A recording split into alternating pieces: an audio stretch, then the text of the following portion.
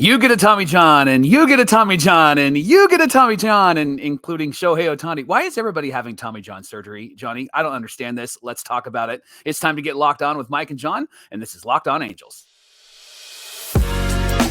You are Locked On Angels, your daily Los Angeles Angels podcast. Part of the Locked On Podcast Network, your team every day. Thanks for making Locked On Angels your first listen of the day. You can find us anywhere you get your podcasts, including Apple Podcasts, Spotify, and SiriusXM by searching Locked On Angels.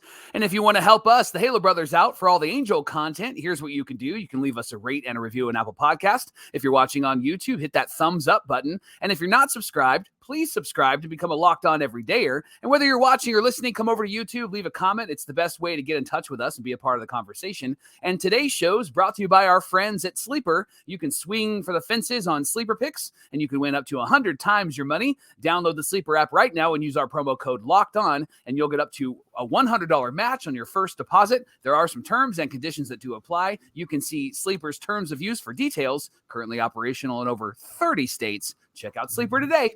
Thank you for being here for this episode of Locked On Angels, where it's your team every day. You've got the Frisch Brothers here with you, a.k.a. the Super Halo Bros. My name is John, and that's my brother Mike. And my name is Mike, and that's my brother John. Hey, we are so happy to be talking Angels baseball with you every single Monday through Friday right here on Locked On Angels. It's the best place to talk Angels baseball, get all your Angels news and information. We're covering it all here on Locked On Angels. Hey, on today's show, we're talking about Albert Pujols and his generosity towards some of the players in the organization. The recent Angels roster moves that you may have seen might feel insignificant, but I think that there's some significance there. But first, Mike, let's talk about Tommy John surgery, elbow surgery, reconstruction, repair, whatever you want to call it.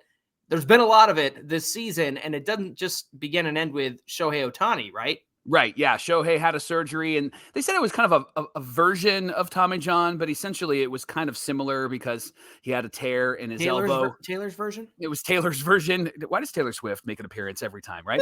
So Shohei has had to have surgery, and we know that he's going to be recovering from that, won't pitch next season. But Johnny, there's a long list of really good pitchers that have had Tommy John surgery this season. There's Sandy Alcantara, Jacob DeGrom, Shane McClanahan. I really like him, by the way. He's a great pitcher. Felix Bautista, another really great bullpen piece. Drew Rasmussen, Jeffrey Springs, Robbie Ray, Dustin May, Luis Garcia, Liam Hendricks, Tony Gonsolin, Tyler Mahle, and Herman Marquez. Sorry, my dyslexia. Herman Marquez. Yes, also had Tommy John. Johnny, here's what really caught my attention.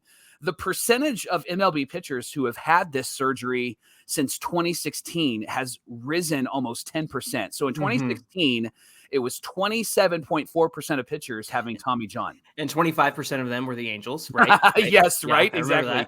That's a good line. 2017, it was 25%, 2018, 28%.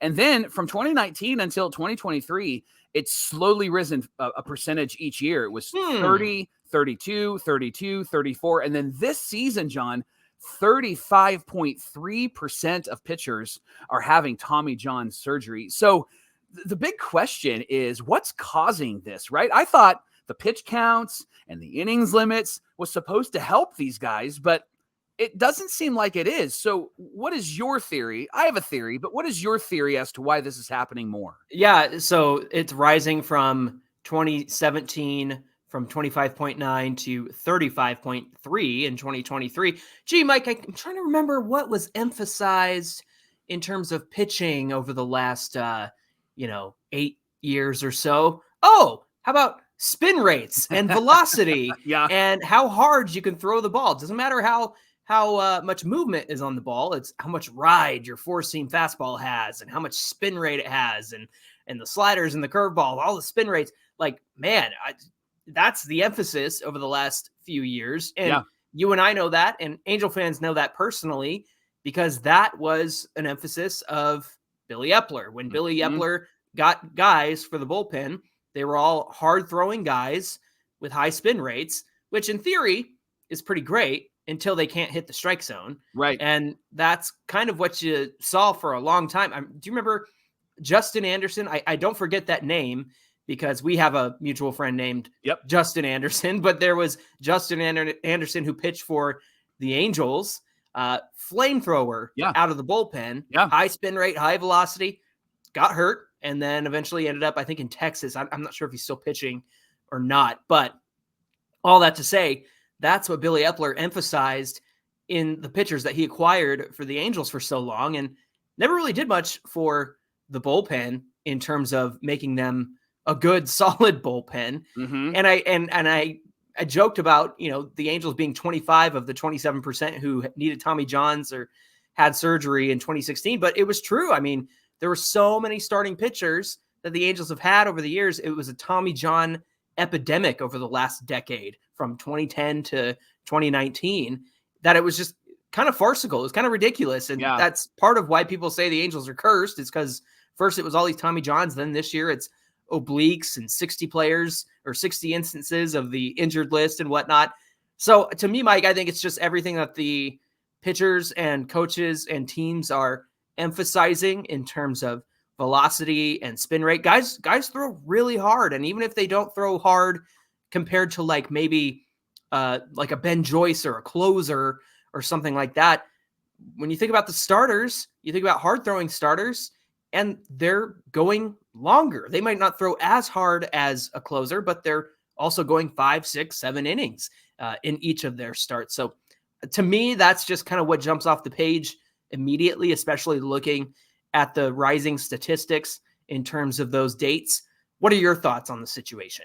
I wonder if it has to do with the day-to-day. I think back to what Carlos Estevez said about learning to be the closer this season. And when he said that a lot of the mistakes he was making in game had to do with what he was doing to prep for that game, the in-between exercises. He wasn't doing any sort of throwing because he wanted to, quote unquote, save his bullets for the ninth inning. And then he would do a lot of dry throws. I wonder if that has something to do with it as well, because I know a lot of these guys are playing since they were kids, and that regular rhythm of playing and being out there seems to be helpful for players. And when they take time off, and I think that had something to do with what we saw in the playoffs and these really great teams getting knocked out, I think being out of your rhythm for a day or two, it can throw you off. And I wonder if pitch counts and innings limits and all of that stuff has really hindered these guys, and it hasn't allowed their bodies to be Nolan Ryan-esque, right? And Nolan Ryan would go out there and throw 3,000 pitches in a game, right? And not that many, but he would throw a lot. And I find it really interesting that there aren't too many pitchers that can do that today. I think your point with spin rate and some of those things that they've been working on the last 10 years have a lot to do with that. But I also think it's really interesting that guys like Justin Verlander and Max Scherzer are able to go longer. And I think they're the older type, and you would think that they would need to go shorter. But what they have proven is kind of that old school mentality is really a good mentality to have. Jared Weaver tweeted not too long ago about, I think it was Tyler Anderson. He was like, good grief, 80 pitches through 3 innings. Oh, it was Detmers. It was Detmers. That's what it was. And Jared Weaver comes from that old school mentality where I know he was kind of into the metrics a little bit when he was finishing his career, but he's the guy that would go out there and just throw, and he would throw hard and he would throw efficiently. Well, he wouldn't throw hard, but he just knew where to throw the pitches. And he threw intellectually, as we've talked about on this show as well. And so I think it has a lot to do with what you mentioned, but I also think it has to do with, this is a really bad term, but like babying these guys a bit, like what if we just let them go out there and play ball? And it doesn't mean that they're not going to get hurt. I look at the stats, and from this year to last year, it really hasn't jumped much, only about a percentage point, 1.1%. So it's not necessarily like, oh, it's the pitch clock, or oh, it's this, or oh, it's that. Those things may have had a factor in it, but ultimately, I think it's those two things. It's what the emphasis has been over the last 10 years on spin rate and velocity and those things. And I think too, like, let these guys go and play. Let these guys go and pitch. You're not going to tell Troy Percival, nah, bro, you're not going to go 3 days in a row. He's going to look at you and laugh and then probably choke slam you in the bullpen, right? And so I think a lot of these guys are just not wired for that, and they need to be wired for that. And maybe perhaps they have been practicing that for their entire career. And then they get to the major leagues and suddenly they have all of these limitations and you can only go 4 innings because the third time through the order, it'll get you and all of that stuff. I think, man, let's let these baseball coaches coach and use the metrics as kind of the whipped cream or the frosting or the cherry on top, right? Yeah. It makes me think of when you are gearing up for like a run. I know that you ran track in high school and I certainly love to run too. In fact, there was about a decade ago, I was doing a lot of 5Ks, right? And how did I practice for those 5Ks? By practice running 5Ks, right? Yeah, Like I did 3.1 miles or whatever it is, 3.2 or 3.7. I'm not sure exactly what it is, but I would practice running that to gear up for the actual thing.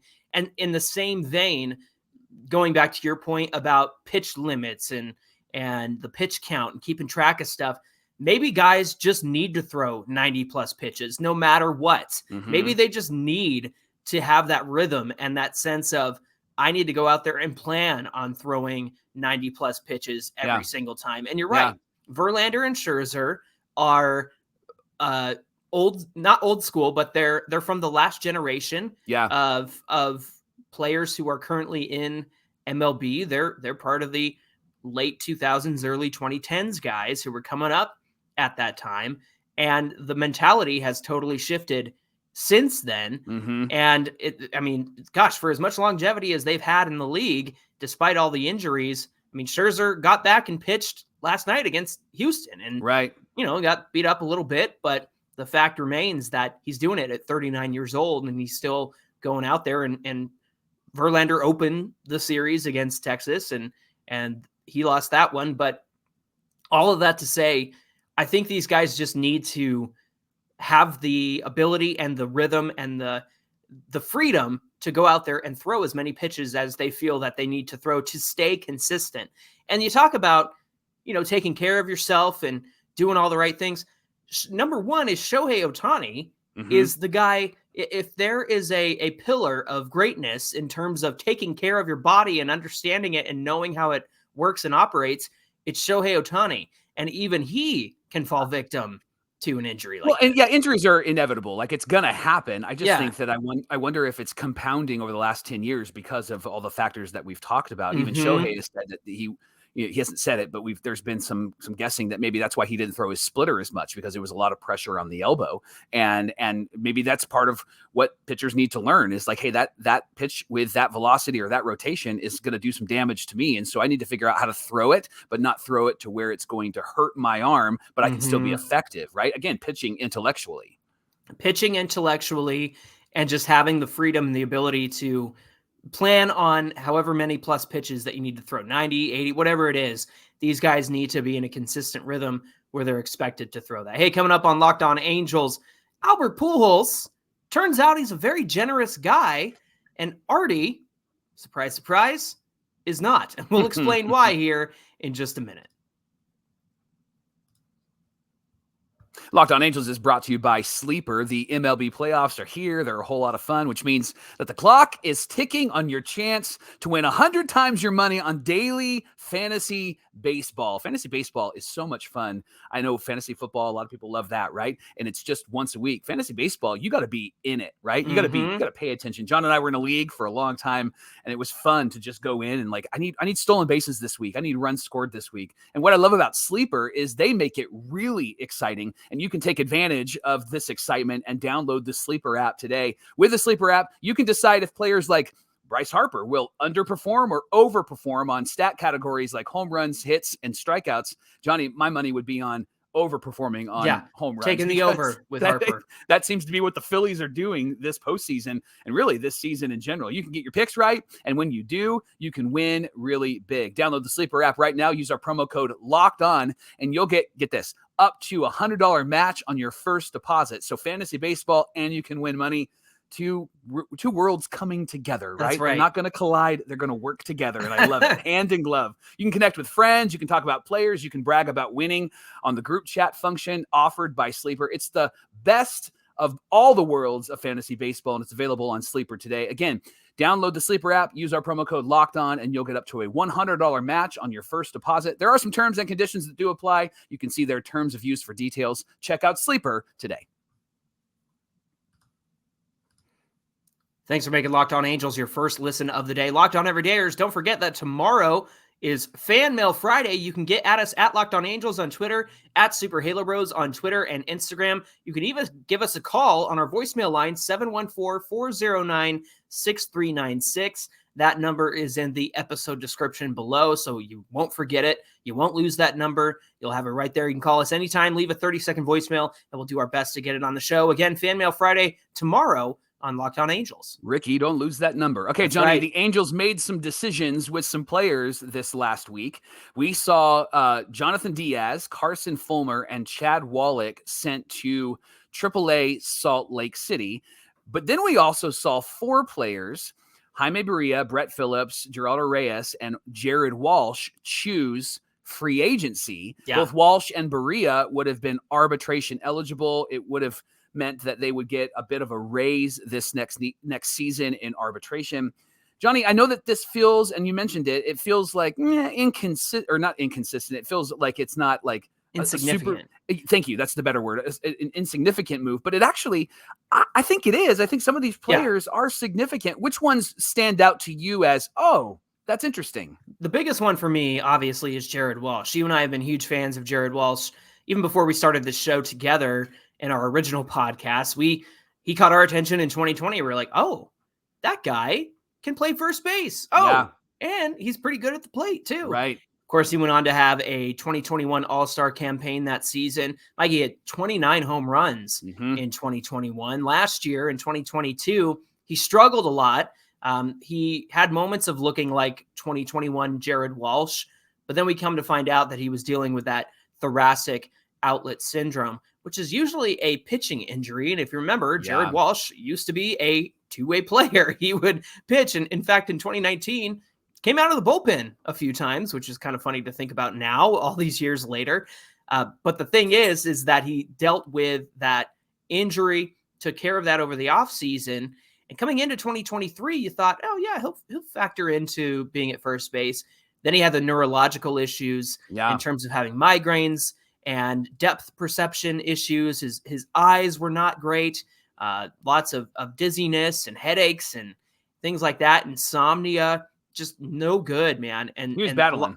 A lot of people suspected that, and even he believes that it was due to a case of COVID he got and then ended up having long COVID. Yeah. And so he's been dealing with that. So, Mike, for me, it's Jared Walsh.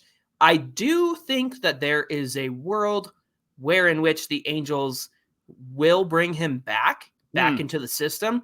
I have to consider the fact that because he was arbitration eligible, it probably meant he was due for a raise, obviously, because those numbers typically go up year over year.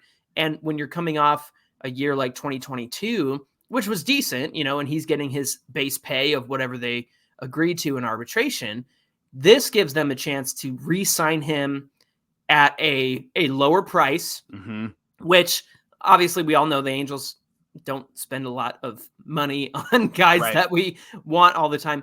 But I think in this case, it makes sense because you're not sure about Jared Walsh and what he's going to be like in 2024. So this gives them the chance to re-sign him at a lower price than what he would have received in arbitration.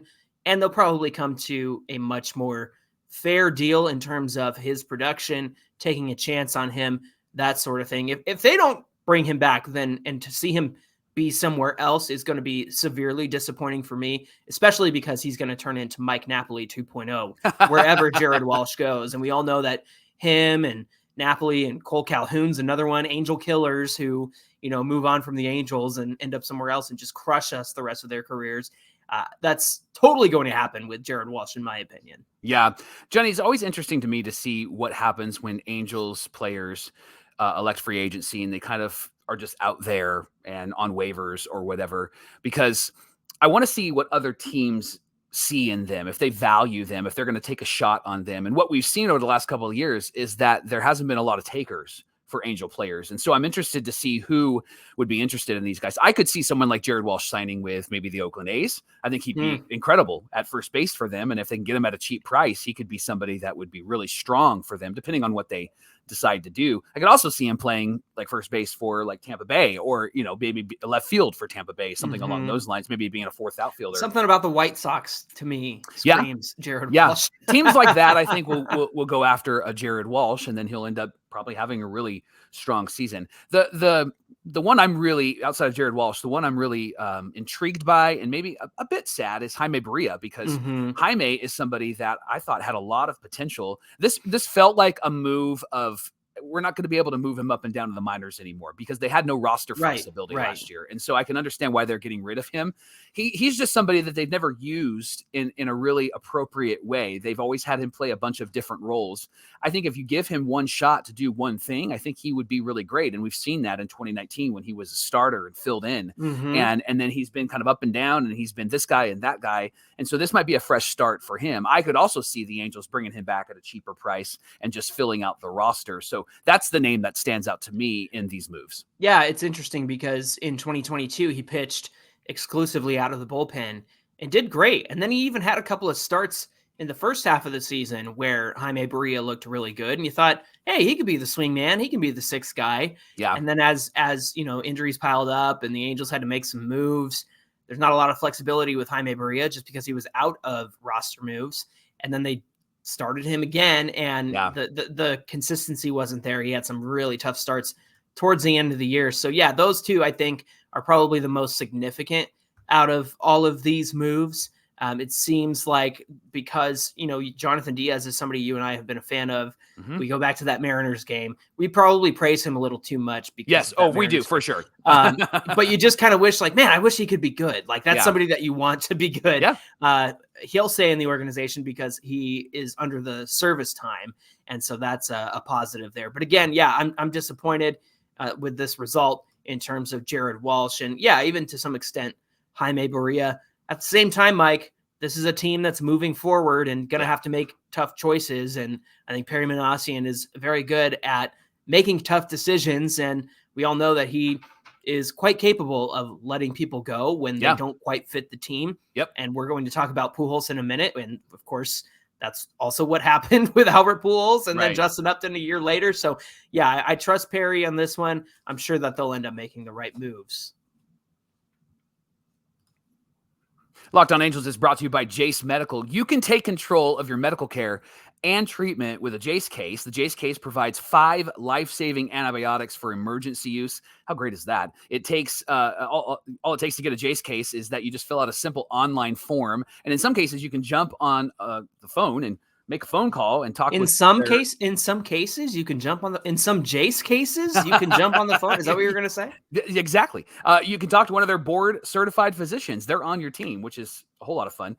Plus, you can get ongoing care from their physicians on any treatment plan and any treatment related questions. The Jace case is doctor created and doctor recommended, and you don't have to be caught unprepared in emergencies. Everyone should be empowered to care for themselves and their loved ones during the unexpected. Jace handles everything, which is great because when it comes to medical care, sometimes you just don't know what questions to ask. And so Jace is going to handle all of that for you, from the online evaluation to licensed pharmacy medication delivery and ongoing consultation and care. You can get your Jace case and get $20 off life-saving antibiotics today from Jace Medical by using our promo code Locked On at checkout when you visit jacemedical.com. That's JASE medical.com.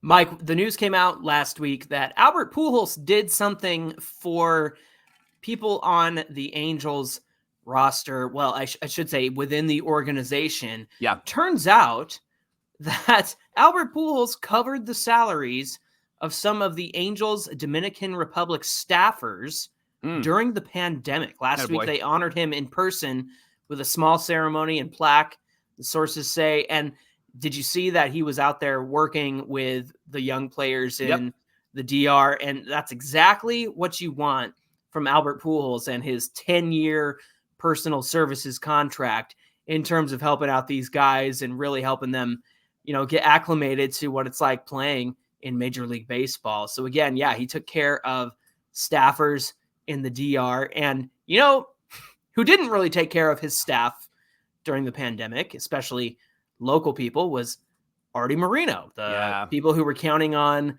the season to pay the bills and the people who come back to run the parking lot and staff the booths and all of that stuff. I understand that's a lot of people, and some people are more connected to the Angels than others, but that's certainly not something that happened during the pandemic and was a big point of contention between Angel fans and Artie Moreno. And a lot of people were taking care of their staff and their players during this time. So, Mike, is this yet another bad look for Artie Moreno? The fact that Albert did this, and Albert didn't do it to spite Artie Moreno, certainly not.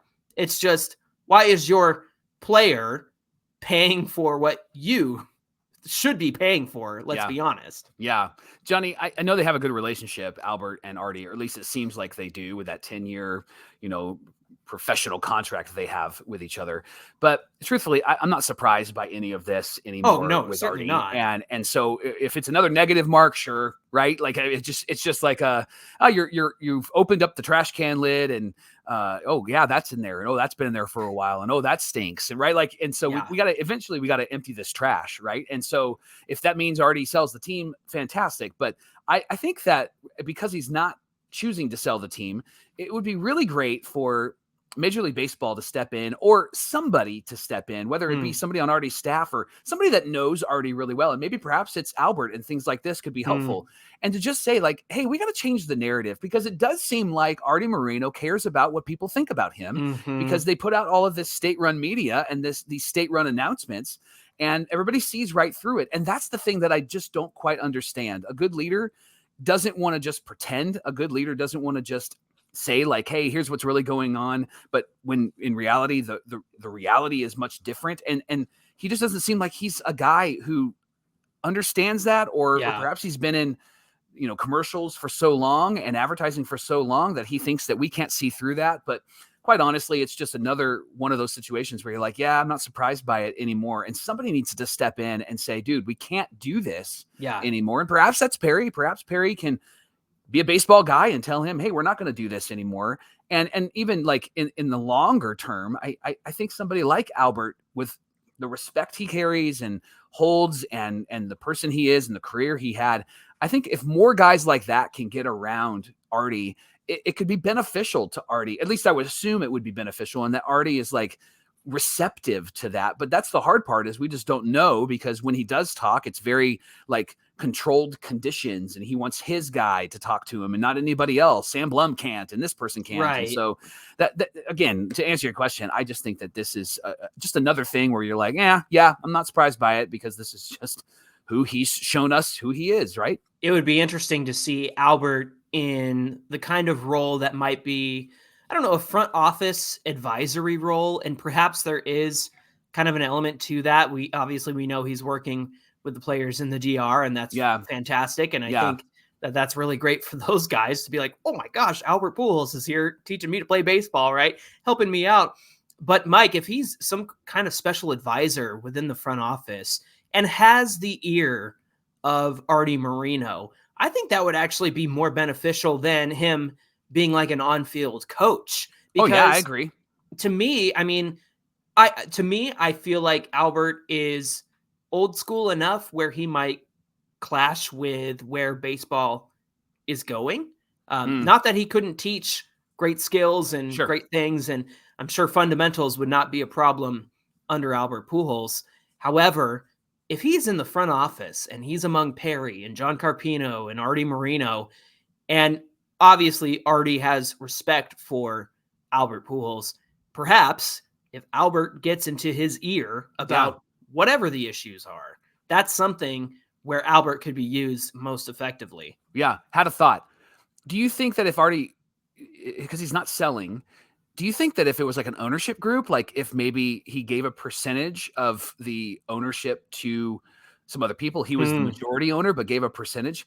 I wonder how that would impact the Angels. So I'm thinking like Magic Johnson with the Dodgers. He's so great for them, right? Because it's Magic. He didn't even play baseball. He didn't even play baseball. But he's letting the baseball guys do the baseball things, and he's allowed to like be kind of the front of the ownership group and meet with the media. And Albert's been really good at that. I wonder if that sounds like a great idea. Like that might Albert, actually be that could solve a lot of issues if there is you're giving pieces away, and then Artie could make his money, and then the other guys or gals, whoever they bring in, could be the face, be the communicators, and let the baseball people do the baseball things. I wonder if that's feasible. I wonder if that's something that could solve our issue if Artie isn't going to sell this team. It really, I mean, it's great. It's great. I think it's a great idea. Thanks. But the thing with the Angels is this: you have a very simple hierarchy. You have Artie Moreno at the top. You've got John Carpino as the president of the team. Yeah, and then you've got Perry Minasian. And that's it. Like, I understand that there's more to it than that. But at the same time, most front offices have a president of baseball operations and assistant GM. Like, we just got rid of our one assistant GM who was on staff.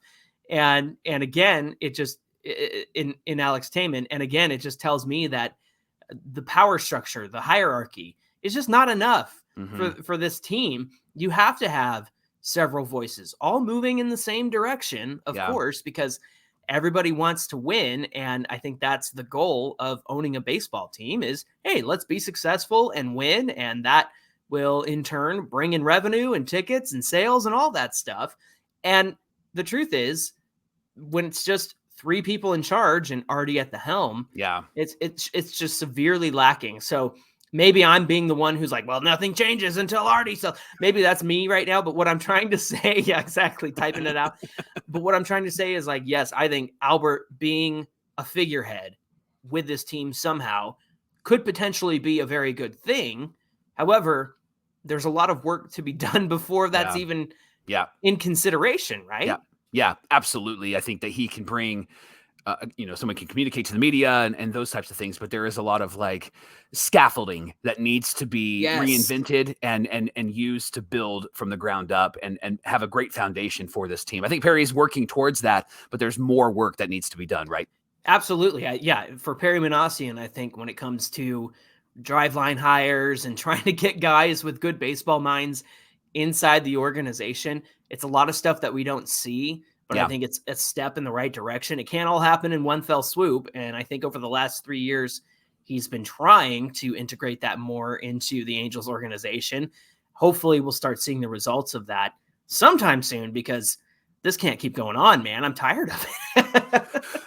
Just burn it down. Hey, thanks for making Locked On Angels your first listen of the day. Remember, tomorrow is Fan Mail Friday. Johnny, how can they reach out to us on social media? Yeah, get at us at Locked On Angels on Twitter and at Super Halo Bros on Twitter and Instagram. And once again, if you want to give us a call on our voicemail line, 714-409-6396 is the number. We'd love to hear from you there. We always love taking your questions over voicemail. In fact, Mike, tomorrow is Fan Mail Friday, right? Yes, it is. I can't wait to hear what you have to say. And hey, give me your thoughts on if you think that maybe having ownership pieces handed out would actually help this team if Artie's not going to sell. I'd love your thoughts on that. Reach out to us for Fan Mail Friday tomorrow on Locked On Angels. I know he wanted to keep a portion of his ownership to whoever he was going to sell to. So maybe that's the answer. Maybe it's not sell the whole dang team. Maybe it's, can you give somebody else like 75% already? Right. Yeah. Well, let's talk about all that tomorrow. You guys send in your questions. Reach us on Twitter, Instagram, and our voicemail line. Until then, my name is John, and that's my brother Mike. And my name is Mike, and that's my brother John. I was going to say, get in our YouTube comments, too, if you're watching on YouTube. Heck yeah. Put your questions there as well. Let us know. It's for Fan Mail Friday. Thanks for being here with us, and we'll see you back here tomorrow. My favorite ESPN Sports Center commercial was about Albert Pujols when he's the machine and said, "Why didn't you kill him, Albert?"